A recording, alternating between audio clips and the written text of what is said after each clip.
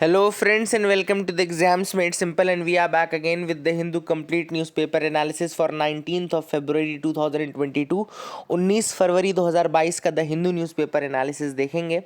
शुरू करने से पहले सबसे पहले आज के सवाल जिनके जवाब आपको देने हैं, और please keep liking the videos, है ना। बस आपसे तो मेरी यही रिक्वेस्ट रहती है कि आप लाइक ज़रूर किया करिए अपनी तरफ से और कमेंट करिए ज़रूर, है ना। तो these are the two request which I do. तो अगर आपने नहीं किया अभी तक तो वो काम कर दीजिए, 1000 लाइक पहुँचाइए।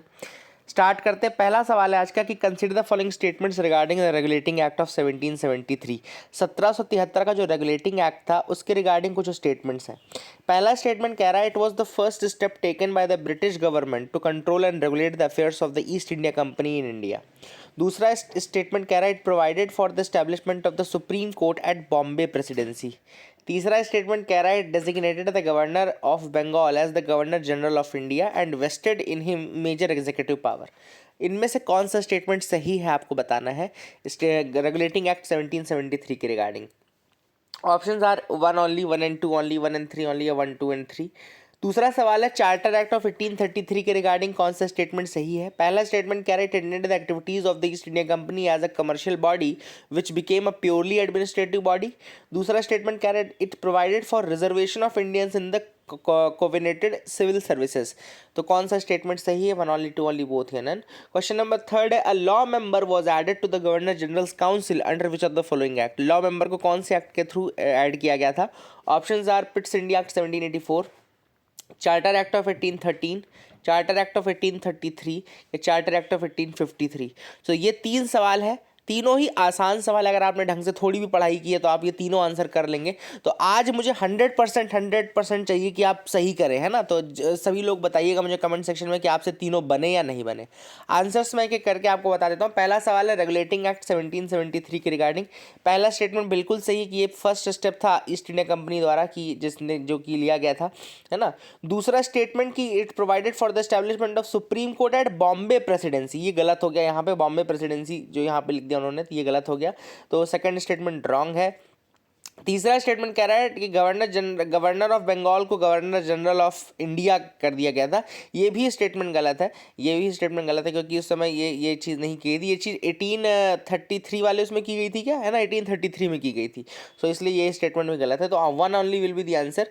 दूसरा सवाल था कि 1833 के चार्टर एक्ट के रिगार्डिंग कौन से स्टेटमेंट्स हैं। तो पहला स्टेटमेंट जो है वो बिल्कुल सही है कि 1833 में देखो क्या हुआ था। 1813 में अगर आपको याद हो तो जो ईस्ट इंडिया कंपनी का जो ट्रेडिंग एक्टिविटी है लगभग वो खत्म कर दिया गया था, 2 चीज़ों को छोड़ करके। एक तो टी में, और दूसरा जो उनकी चाइना के साथ जो ट्रेड था, उन दोनों पार्ट को छोड़ के। लेकिन 1833 में फिर ये टी और जो चाइना का एक्सेप्शन दिया गया था वो भी हटा दिया गया था। तो कुल मिलाकर के ईस्ट इंडिया कंपनी को कमर्शियल बॉडीज के हटा करके एक टोटली एडमिनिस्ट्रेटिव बॉडी बना दिया गया था। बिल्कुल सही है पहला स्टेटमेंट। दूसरा कह रहा है कि it provided for the reservation in the covenanted civil services, ये बिल्कुल गलत है। रिजर्वेशन बिल्कुल नहीं था। हाँ, ये बात चल रही थी कि एक मतलब ओपन कंपटीशन रखा जाएगा सिविल सर्विसेज के लिए, ये जरूर बात हुई थी। तो सेकंड स्टेटमेंट रॉन्ग है, फर्स्ट सही है, 1 only will be the answer. और तीसरा सवाल है कि गवर्नर जनरल की काउंसिल में एक लॉ मेंबर कब ऐड हुआ था। तो ये 1833 के चार्टर एक्ट से हुआ था, जब मैकले को ऐड किया गया था एज 1 लॉ मेंबर। 1833 में याद रखिएगा कि ये आउटसाइड द काउंसिल था, मतलब कि जो गवर्नर जनरल की काउंसिल थी उसके बाहर था। लेकिन ये 1853 वाले में फिर ये इनसाइड हो जाता है, ये मेंबर अंदर आ जाएगा, है ना। तो that is the thing which is important. आगे मूव करते हैं। Mains question of the day मैं आपको बता दूं, आज का mains question of the day है, do you think that India should follow the principle of non refoulement, what are the reasons for this. क्या आपको लगता है कि इंडिया को नॉन रिफाउलमेंट का प्रिंसिपल फॉलो करना चाहिए। अगर हाँ तो क्यों, नहीं तो क्यों, है ना। जो भी आपको लगता है उसका रीज़न क्या है ये आपको बताना है। बहुत ही प्यारा क्वेश्चन है, काफ़ी इंपॉर्टेंट क्वेश्चन भी है मेंस के रिगार्डिंग, और आप लोग आई होप इसको करने की कोशिश करेंगे, ठीक है ना। तो that is the thing which is important, है ना। तो ये आप आंसर करने की कोशिश करेगा। मूव करते हैं न्यूज़ एनालिसिस पार्ट में आते हैं। सबसे पहली जो न्यूज़ है वो है, रिसेंटली रिसर्चर्स जो हैं उनको टेक्टोनिक एवोल्यूशन मिला है ग्रेटर मालदीव रिज नाम से, यानी ग्रेटर GMR के नाम से, ग्रेटर मालदीव रिज के नाम से ये मिला है। अब ये क्या है GMR। तो ये greater Maldives ridge, it's located in the western Indian ocean which is south west of India. याद रखिएगा वेस्टर्न इंडियन ओशन में, आपको पता है ना मालदीव्स वाला रीजन कौन सा है, तो उसके बस वहीं पे होगा ग्रेटर मालदीव रिज। तो ये साउथ वेस्ट ऑफ इंडिया में, south west of India region में में, वेस्टर्न इंडियन ओशन में है। Now this ridge is aseismic ridge है, which means that it is not associated with earthquake activities. Aseismic का मतलब क्या है भाई? सीस्मिक मतलब अर्थक्वेक से रिलेटेड, तो ए सीस्मिक मतलब नॉट रिलेटेड टू अर्थक्वेक। तो ये जो रिज है ये अर्थक्वेक रिलेटेड नहीं है। This ridge largely remains in uninvestigated. अभी तक ये अनइन्वेस्टिगेटेड थी, लेकिन ये बहुत ज़्यादा पैरामाउंट इंपॉर्टेंस की हो सकती है for the future research and all, है ना, कि जो ये रीज़न है ऐसा क्यों है, ये सब के लिए ये काफ़ी इंपॉर्टेंट ये जो ये डिस्कवरी है ग्रेटर मालदीव रिज की वो कर सकती है ना। देखो, Maldive ridge and deep sea channel region में प्रोबेबली भी oceanic in nature with the presence of undepleted material associated with the Reunion hotspot volcanism. तो ये रिसर्चर्स को, जो साइंटिस्ट उनको ये कहना है, देखो अगर आपको याद हो तो मैंने एक बार आपको बताया था कि जो इंडिया का जो डेक्कन ट्रैप्स वाला रीजन है उसका अगर आपसे कोई पूछे कि उसका जो वॉल्केनिज्म है या उसका जो पूरा मटेरियल है वो कहाँ से प्राप्त हुआ था, तो मैंने आपको बताया था कि ये रियूनियन हॉटस्पॉट से जब गुजरा था, रियूनियन हॉटस्पॉट से गुजरा था, तो वहाँ की वोल्केनिक एक्टिविटी का इंपैक्ट आपको देखने को मिलेगा। जो डेक्कन ट्रैप्स वाला रीजन है ना, जो आउटफ्लो आपको मिलेगा वो उसी से हमको मिला है।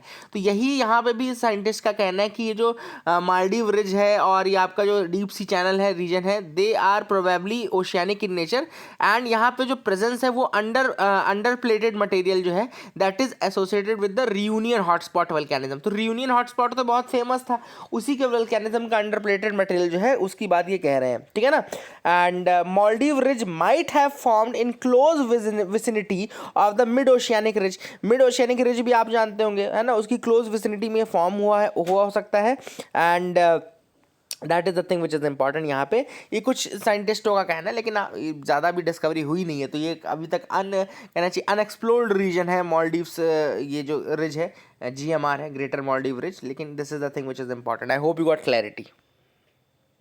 अब थोड़ा सा मैं आपको और इंटरनल डिटेल दे देता हूँ। जैसे क्या होता है कि अगर आपको स्ट्रक्चर पता हो अर्थ का, तो कुछ इस तरीके का स्ट्रक्चर है कि यहाँ पे आपको इस तरीके से ऐसा कुछ मिलता है स्ट्रक्चर। मतलब कि ये आपका ओशियानिक क्रस्ट होता है, ये आपका कॉन्टिनेंटल क्रस्ट होता है, फिर उसके बाद मेंटल होता है। मेंटल में अलग अलग लेयर्स होती है, जैसे अपर मेंटल होता है, फिर लोअर मेंटल होता है, उसके बाद कोर होता है, उसमें आउटर कोर इनर कोर, दो पार्ट हो गए, है ना। अब इनके बीच में एक ट्रांजिशन जोन होती है जिसको डिसकंटिन्यूटी बोलते हैं। डिसकंटिन्यूटी बोलते हैं, कुछ मैं नाम आपको बता देता हूँ, वो आपके लिए इंपॉर्टेंट भी हो सकते हैं एग्जामिनेशन पॉइंट ऑफ व्यू से। जैसे क्रस्ट है ना, क्रस्ट को भी दो पार्ट में डिवाइड करने वाली एक डिसकंटिन्यूटी, मतलब अपर क्रस्ट और लोअर क्रस्ट जो है उसके बीच में भी एक लेयर है जो डिवाइड करते हैं उसको हम बोलते हैं आपका कॉनरैड डिसकंटिन्यूटी। कॉनरैड डिसकंटिन्यूटी कहते हैं। क्या, कौन सी डिसकंटिन्यूटी है? कॉनरैड डिसकंटिन्यूटी, जो क्रस्ट के दो पार्ट्स करती है, ठीक है ना। मतलब क्या होता है कि जब दो पार्ट करते हैं, मतलब ऐसा कोई वाटर टाइट सेपरेशन नहीं कि हाँ यहाँ से, ऐसा नहीं। क्या होता है, नीचे जैसे हम जाते जाते हैं हल्का हल्का, फिर वो just like the basaltic rocks, इस तरीके कुछ आपको रॉक्स मिलेंगे जो आपको उसके तरीके के थोड़ा दिखलेंगे, थोड़ा सा हल्का डिफरेंस आने लगता है रॉक्स की प्रॉपर्टीज़ में। वो आपकी जो है उसी को हम ट्रांसफॉर्म मानते हैं, उसी को हम मानते हैं कि यहाँ से भैया इसका ट्रांजिशन हो गया, और वहीं पे एक जो पतली थिन ट्रांजिशन लाइन रहेगी वो आपकी डिसकंटिन्यूटी कहलाएगी, जो कि आपकी कॉनरैड डिसकंटिन्यूटी है। उसी तरीके से फिर अब क्रस्ट से मेंटल में हम आते हैं। क्रस्ट से जो अपर मेंटल का जो पार्ट है, क्रस्ट और अपर मेंटल में आपका एस्थेनोस्फीयर वाला पार्ट है, अगर आपको याद हो तो। अगर आपको नहीं पता तो एक बार इसको डिटेल पढ़ लीजिएगा अर्थ का इंटरनल स्ट्रक्चर।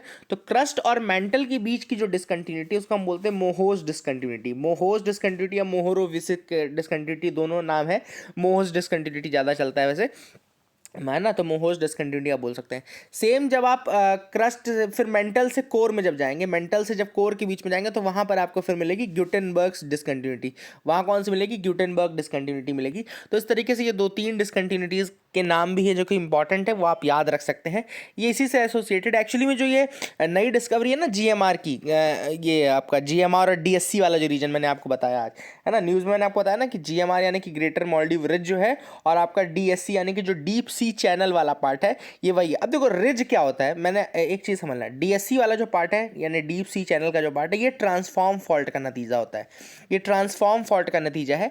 अगर आपको फॉल्ट पता है तो एक में क्रस्ट क्रिएट होता है, एक में क्रस्ट डिस्ट्रॉय होता है और एक में कोई उसमें neither crust is neither created nor is destroyed. जैसे कि मान लो अगर अगर कहीं ट्रेंच बन रहा है, कहीं ट्रेंच अगर हो रहा है, तो यहाँ मतलब क्या क्रस्ट क्या हो रहा है, यहाँ पे डिस्ट्रॉय हो रहा है ना। क्रस्ट जहाँ पे डिस्ट्रॉय होगा वहाँ पे ट्रेंचेस रहेंगी, जहाँ पे फॉर्मेशन हो रहा है वहाँ पे रिज होगा। रिज वाले पार्ट में क्या होता है, फॉर्मेशन होता है ना, दोनों तरफ डाइवर्जन निकलता रहता है और दोनों तरफ इकट्ठा होता जाता है, that is known as your ridge वाला पोर्शन। एंड तीसरा जब ट्रांसफॉर्म फॉल्ट, मतलब कि जो प्लेट्स हैं वो इस तरीके से पैरेलली निकल जाएं बिना किसी कोलिजन के और बिना किसी मतलब सबडक्शन के या किसी उसके पार्ट के, तो वो कहलाता है आपका ट्रांसफॉर्म फॉल्ट। तो वहाँ पे आपका जो डीप सी चैनल वाला रीजन है ना, ये वहीं पे फॉर्म हुआ है। तो ये आपको थोड़ा बहुत जो एक्सटर्नल डिटेल्स थी वो मैंने आपको दे दिया। I hope you got clarity.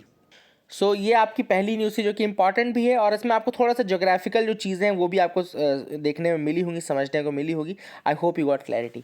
अब अभी रिसेंटली दूसरी न्यूज़ बताता हूँ। मिनिस्ट्री ऑफ पावर ने नोटिफाई किया है कंट्री की पहली ग्रीन हाइड्रोजन या ग्रीन अमोनिया पॉलिसी। याद रखिएगा, India has notified it's first green hydrogen और ग्रीन अमोनिया पॉलिसी। तो याद रखिएगा, green hydrogen green ammonia policy है। अब देखो, ग्रीन हाइड्रोजन किसे बोलते हैं। देखो क्या होता है, सबसे पहले यार, अगर हम वाटर को इलेक्ट्रोलिसिस प्रोसेस से गुजारें, सिंपल सा टर्म समझना, इलेक्ट्रोलिसिस मतलब इलेक्ट्रिसिटी के थ्रू उसको पास कराना है ना, तो वाटर का ब्रेकडाउन होगा वो किस में होगा, वाटर का ब्रेकडाउन होगा H2+O2 में, है ना। तो वाटर के इलेक्ट्रोलिसिस से हमको मिलता है हाइड्रोजन और ऑक्सीजन। अब देखो, अब वो जो इलेक्ट्रोलिसिस के लिए जो इलेक्ट्रिसिटी यूज हो रही है, जो एनर्जी यूज हो रही है, अब या तो वो कोल एनर्जी से, थर्मल एनर्जी से आई होगी या किसी और फॉर्म से आई होगी, लेकिन अगर वो एनर्जी रिन्यूएबल सोर्स से आई है, इसका मतलब है कि वो एनर्जी ने एमिशन नहीं किया है। इसका मतलब है कि उस एनर्जी से कार्बन एमिशन जीरो हुआ होगा, है ना, मतलब एनर्जी न्यूट्रल रही होगी, इन्वायरमेंट को इंपैक्ट कम पहुंचा होगा। तो कुल मिलाकर के जब जो हम ब्रेकडाउन के लिए, इलेक्ट्रोलिसिस के लिए जो एनर्जी यूज कर रहे हैं, अगर वो आपके रिन्यूएबल सोर्सेस से आई है ना कि हाइड्रोकार्बन से आई है, तो इस प्रोसेस में जो हाइड्रोजन बनता है उसको हम ग्रीन हाइड्रोजन बोलते हैं। समझ रहे हैं, ग्रीन हाइड्रोजन को ऐसा नहीं है ग्रीन हाइड्रोजन जो है वो अपने आप पे जो निकल रही तो ग्रीन कलर की निकल रही इसलिए ग्रीन हाइड्रोजन है, ऐसा नहीं है। ग्रीन हाइड्रोजन मतलब कि जो इलेक्ट्रोलिसिस आपने किया वाटर का, उस इलेक्ट्रोलिसिस के लिए जो इलेक्ट्रिसिटी आई है वो कहीं ना कहीं रिन्यूएबल सोर्स से आई होगी। That is the simple thing, that is the idea behind green hydrogen. ठीक है, तो यही है। और ग्रीन अमोनिया किस लिए यूज होता है, ग्रीन अमोनिया बेसिकली प्रोसेस तो वही हो गई कि ग्रीन अमोनिया ऐसी प्रोसेस से बना होगा, है ना। तो green ammonia is basically used to store energy and in fertilizer manufacturing. तो फर्टिलाइजर मैन्युफैक्चरिंग में और स्टोरिंग एनर्जी, इन सब में आपको ग्रीन अमोनिया का यूज करना होता है, ठीक है ना। एंड इंडिया ने टारगेट सेट किया है to produce 5 million tons of green hydrogen by 2030। अपनी पॉलिसी में 5 मिलियन टन्स ग्रीन हाइड्रोजन 2030 तक प्रोड्यूस करने का इंडिया ने ट्राई किया है। एम क्या है, बेसिकली एम यही है कि to reduce the fossil fuel usage and increase the penetration of green hydrogen in green ammonia. And this policy follows the prime minister's announcement about national hydrogen mission. आपको याद होगा कि प्रधानमंत्री ने नेशनल हाइड्रोजन मिशन को भी announce किया था, उसी के अंतर्गत ये पॉलिसी जो है, that policy has been announced. ठीक है ना, तो I hope you got clarity. Now this policy provides several initiatives for manufacturers consumers of green hydrogen and green ammonia. जैसे कि पहला, manufacturing zones to be set up for green hydrogen and ammonia. ठीक है ना, ये कुछ इनिशिएटिव्स हैं, जैसे मैन्युफैक्चरिंग जोन्स बनाए जाएंगे ग्रीन हाइड्रोजन ग्रीन अमोनिया के लिए। Then demand for green hydrogen from key sector such as fertiliser, steel, refineries would be aggregated and offered as a mega tender by MNRE, ministry of new and renewable energy जो है उसके through mega tender के द्वारा ये सारी aggregated demands को किया जाएगा। देन इंटर स्टेट जो ट्रांसमिशन चार्जेस हैं उसका वेव ऑफ किया जा रहा है 25 सालों के लिए। इंटर स्टेट ट्रांसमिशन चार्जेस का वेव ऑफ किया जा रहा है for 25 years. Open access granted to renewable energy from anywhere in the country. Open access दी जाएगी टू सोर्स रिन्यूएबल एनर्जी, है ना, एनर्जी रिन्यूएबल एनर्जी सोर्स करने के लिए आप कहीं से भी पूरे इंडिया ओपन कर सकते हैं, कहीं से भी ले सकते हैं। Then manufacturer of green hydrogen and ammonia and renewable energy plant shall be given connectivity to the grid on a priority basis. तो ग्रिड कनेक्टिविटी इनको प्रियोरिटी बेसिस पे दी जाएगी। And the benefit of renewable purchase obligations would be granted to the hydrogen ammonia manufacturers and bunkers will be set up near ports for storage of green ammonia for export. ठीक है ना, तो ये सारे benefits जो है ये policy के अंतर्गत ही दिए गए हैं। These are the things which have been mentioned in the new hydrogen policy. इसका एनालिसिस भी आज एक आया है आर्टिकल में, तो वो भी हम और डिटेल में देखेंगे, बट ये कुछ मोटी मोटी बातें थी जो मुझे आपको बतानी थी। आई hope you got clarity regarding that, आपको समझ में आ गया होगा। ठीक है, आगे मूव कर सकते हैं, देखते हैं और क्या इंपॉर्टेंट न्यूज आइटम्स है जिनके बारे में हमको डिस्कस करना है, तो you can move ahead with me. ठीक है, अब यहाँ पे कृष्णा का नाम आया है, थोड़ा सा मैं आपको बता दूं कृष्णा के बारे में। तो कृष्णा रिवर का डिस्प्यूट अपने आप में बहुत बड़ा डिस्प्यूट, अगर आपको पता हो तो पहले तो आंध्र प्रदेश में था, फिर आंध्र प्रदेश जब अलग हो गया तो आंध्र प्रदेश और तेलंगाना, फिर उसके बाद कर्नाटका इसमें ऑलरेडी इन्वॉल्व था। तो आंध्र प्रदेश, कर्नाटका, तेलंगाना, इन सभी स्टेट्स को अभी सुप्रीम कोर्ट ने कहा है बेसिकली कि भैया आप अपना जो ये डिस्प्यूट है इसको सॉल्व करो, और इसको अगर आप मीडिएशन के थ्रू सॉल्व कर सकते हो तो मीडिएशन के थ्रू, मतलब कि अल्टरनेट डिस्प्यूट रेजोल्यूशन जो है ना। देखो क्या होता है, सुप्रीम कोर्ट में या हाई कोर्ट में जब केस जाता है तो उसको हम बोलते हैं litigation, that is known as litigation, मतलब आपने उसको उसमें केस बकायदा फाइल कर दिया। अब जब आप ये प्रोसेस ना अपना करके, मतलब कि हाई कोर्ट या सुप्रीम कोर्ट में ना जा करके, जब आप alternate dispute resolution ADR mechanisms follow करते हैं, जिसमें कि मीडिएशन आ गया, रिकंसिलिएशन, कंसिलिएशन आ गया, है ना, ये सारे, तो इसका सजेशन दिया गया है सुप्रीम कोर्ट द्वारा कि भैया आप मीडिएशन के थ्रू इसको अपने स्टेट्स में बैठ करके बातचीत कर लो, और जो प्रॉपर डिवीजन पॉसिबल हो पानी का वो डिवीजन ले लो, है ना। तो that is the thing which is important. अब यहाँ पे देखो, यहाँ पे कर्नाटका ने एक बार एक डिसीजन हुआ था जिसमें सुप्रीम कोर्ट ने 16 नवंबर 2011 में ये कहा था, which stopped the centre from publishing in official gazette the final order for the Krishna water dispute tribunal second, है ना। तो उसको उसके रिगार्डिंग कर्नाटका ने भी अपील की है, कहाँ पे, ये सुप्रीम कोर्ट में की है, ठीक है ना। एंड अब सुप्रीम कोर्ट कह रहा है कि भैया मीडिएशन के थ्रू कर्नाटका, तेलंगाना, आंध्र प्रदेश टेबल पे बैठे और सॉल्व करें इस इशू को।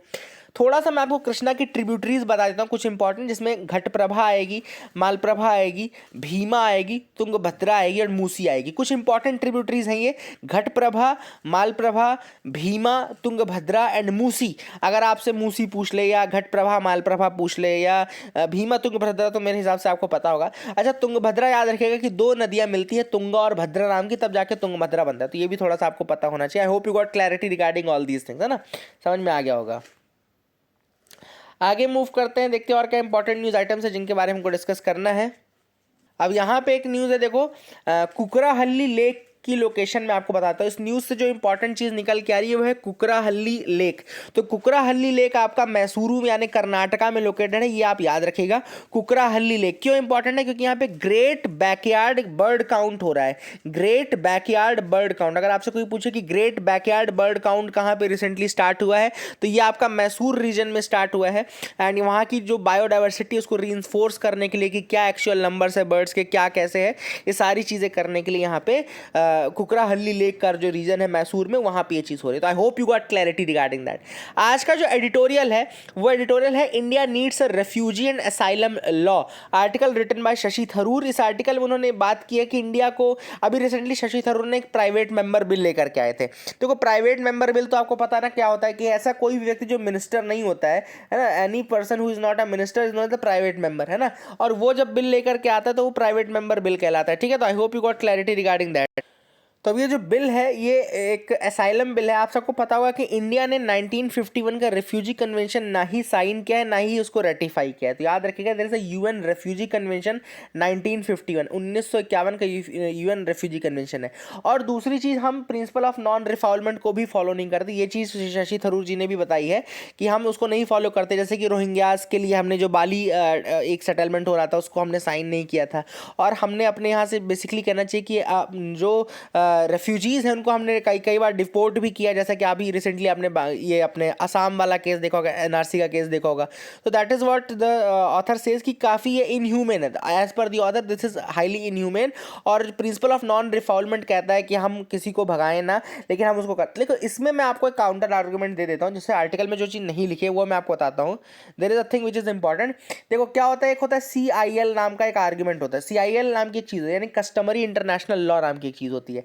इंडियन गवर्नमेंट जो है वो प्रिंसिपल ऑफ नॉन डुअलिज्म को फॉलो करता है। मैं आपको बता रहा हूँ एग्जैक्टली जो चीज़ आपको याद रखनी है, प्रिंसिपल ऑफ नॉन डुअलिज्म को हम फॉलो करते हैं। नॉन डुअलिज्म का प्रिंसिपल ये बोलता है कि कोई भी इंटरनेशनल लॉ डोमेस्टिक लॉ का हिस्सा तब तक नहीं बन सकता है जब तक कि हम अपने डोमेस्टिक लेजिस्लेशन के थ्रू उसको ना एक्ट करें। इसीलिए article 253 of the Indian constitution, अगर आप ध्यान से पढ़ेंगे, you can search it, article 253, उसमें क्लियरली लिखा है आर्टिकल 253 में कि इंटरनेशनल कोई भी लॉ इंडियन इंडियन सॉइल में तभी अप्लाई होगा जब इंडिया की लेजिस्लेटिव बॉडी जो है वो एक लॉ बनाती है in reference to that international law.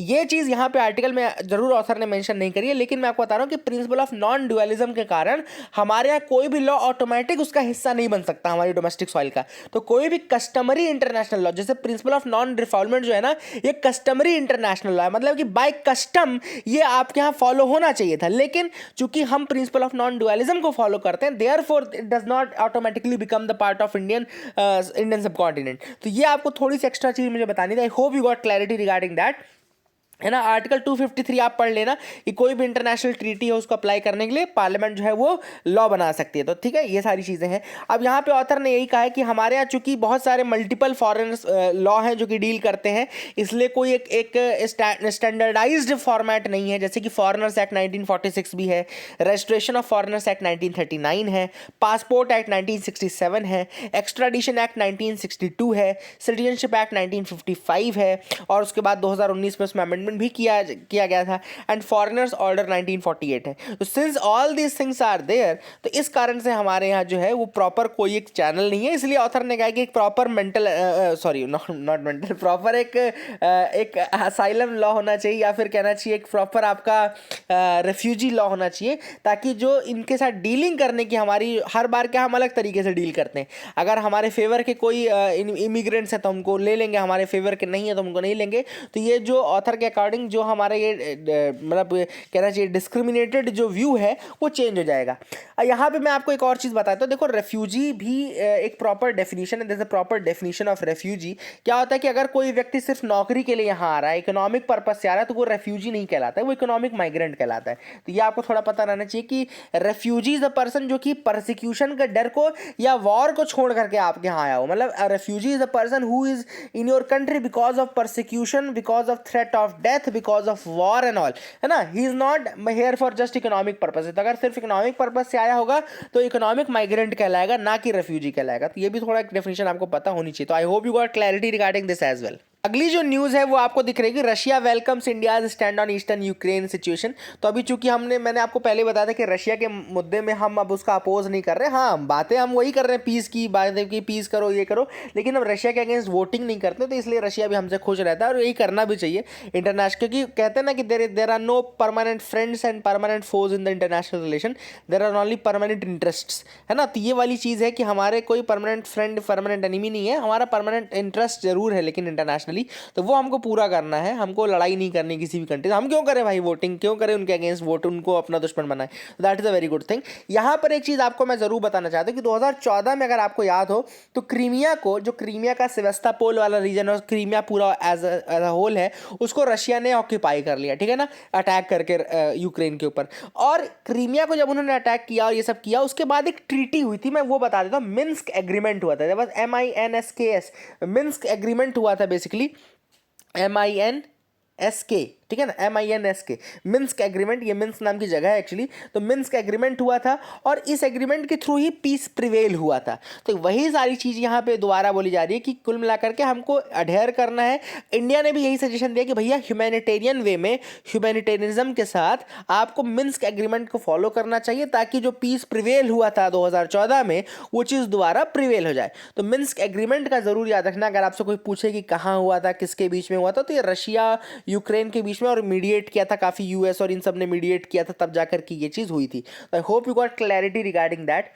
Information and broadcasting ministry ने कहा है कि भैया कोई भी इंपॉर्टेंट फाइल है, कोई भी इंपॉर्टेंट लेटर है, वो व्हाट्सएप पे या कोई से सोशल मीडिया प्लेटफॉर्म पे ना शेयर करें, और केवल government authorised social media platforms का ही यूज़ करें। मैं आपको बता भी, इसमें लिखा नहीं लेकिन मैं आपको बता देता हूँ। एक्चुअली गवर्नमेंट का एक NIC द्वारा बनाया हुआ व्हाट्सएप जैसा ऐप है, जिसको संदेश ऐप बोलते हैं। संदेश ऐप है जो कि व्हाट्सएप जैसा ही होता है, लेकिन वो गवर्नमेंट का बनाया हुआ NIC का है, और उसमें कवच के थ्रू ऑथेंटिकेशन के बाद उसको यूज़ किया जाता है। तो ये गवर्नमेंट का ऑलरेडी है, काफ़ी मैंडेटेड है कि सेंट्रल गवर्नमेंट और स्टेट गवर्नमेंट भी इसको यूज़ करे। तो ये चीज़ें वही उन्होंने बोली कि भैया आप Amazon Echo, Apple HomePod, Google Home, इन सब का यूज़ करके एलेक्सा और सीरी को फाइल्स के बारे में ना बताएं। इनफैक्ट अपना सीरी और एलेक्सा हमेशा आप क्लोज फॉर्म में रखें। जब आप ऑफिस में हैं तो मोबाइल कोशिश करिए कि आप रख के जाएँ और अंदर केवल क्वालिटी कीपैड या ये सब वाले मोबाइल ले जाएँ। तो ये सारे suggestions information and broadcasting ministry ने दिए हैं, क्योंकि ऑब्वियस सी बात है, जैसे अगर आप बैठ के बात भी कर रहे हैं ना, तो तो अगर आपके पास कोई ऐसा डिवाइस है, जैसे सपोज करो सीरी आपके पास है, अब आपके पास एप्पल वॉच है। अब एप्पल वॉच में एक फंक्शनैलिटी होती है कि जब आपकी रिस्ट ऊपर रहेगी तो वो उस बात को सुनेगी। तो सपोज करो आपने रिस्ट ऊपर करके जो भी बात बोली तो वो चीज़ तो उसके पास रहेगी ना, उसके पास रिकॉर्डेड फॉर्म में रहती है। उसका कई बार आपने देखा होगा, इसलिए वो रिप्लाई भी करना शुरू कर देती है बिना किसी उसके, है ना। तो ये सारी चीज़ें जो है प्रॉब्लमेटिक हैं। यही सारी चीज़ें हैं कि वो मतलब they are doing a 24/7 surveillance over you. This is actually a type of surveillance जो कि आपके ऊपर हो रहा है। एंड इसीलिए गवर्नमेंट इंफॉर्मेशन ब्रॉडकास्टिंग ने कहा है कि आप ये सारी चीज़ें ऑफ करके रखें, मोबाइल अपना जमा करके जाएं और ये सारी चीज़ें करके जाएं, ताकि आप इसका मिसयूज़ होने से रोक पाएं। तो that is the thing which is important. अभी रिसेंटली इंडिया और यूएई ने एक मेजर ट्रेड एग्रीमेंट साइन किया है। तो UAE and India have signed a wide ranging trade and investment pact that is expected to boost the bilateral trade to over $100 billion with in next 5 years. तो UAE के साथ मिलकर के हमने जो साइन किया है, इसके द्वारा इट इज एक्सपेक्टेड दैट कि अगले 5 सालों में $100 बिलियन से ज़्यादा बायलैटरल ट्रेड जो है हमारा वो बूस्ट हो जाएगा। That will be boosted by this, है ना। At India UAE comprehensive economic partnership agreement इसको बोल रहे हैं, इंडिया यूएई सीईपीए, यानी कि India UAE comprehensive economic partnership agreement इसका नाम दिया जा रहा है। And it is the first bilateral trade accord concluded by UAE and India's first bilateral trade agreement in the Middle East and North African region. तो कहना चाहिए India का पहला बायलैटरल ट्रेड एग्रीमेंट है ये मिडिल ईस्ट और north African reason में। काफी इंपॉर्टेंट है ये, है ना। That is very very important.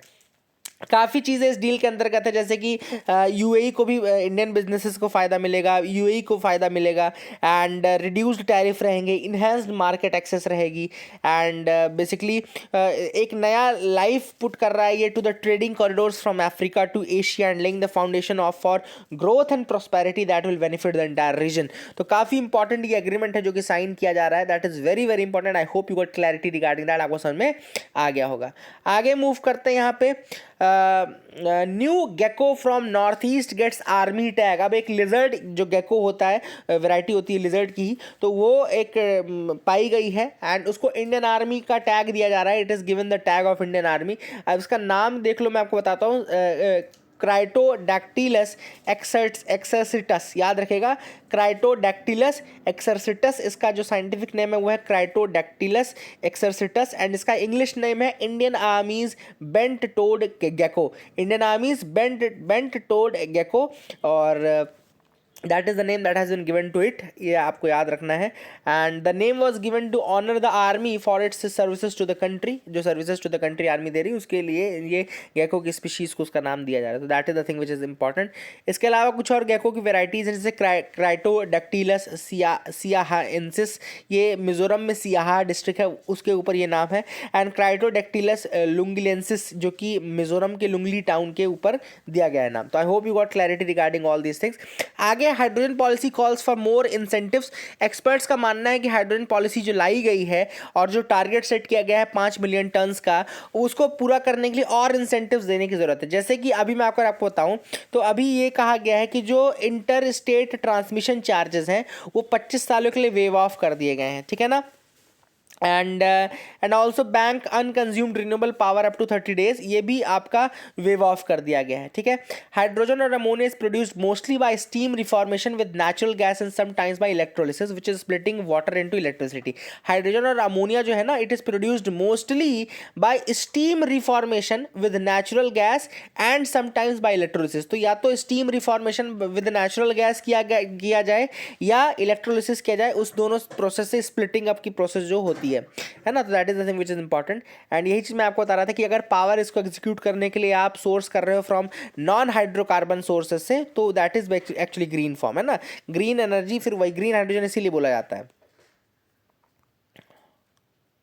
फिर उसके बाद मैंने आपको बताया था कि सेंटर ने टारगेट सेट किया कि 5 मिलियन टन जो है ग्रीन हाइड्रोजन वो 2030 तक प्रोड्यूस करेंगे, है ना। इसके अलावा ग्रिड कनेक्टिविटी प्रोवाइड की जाएगी, ये सब मैंने आपको चीज़ें ऑलरेडी बताई हुई है। अब यहाँ पे एक जो प्रॉब्लम है, जैसे सेंट्रल ओपन एक्सेस चार्जेस जो हैं वो वेव ऑफ कर दिए गए, central open access charges waive off कर दिए गए।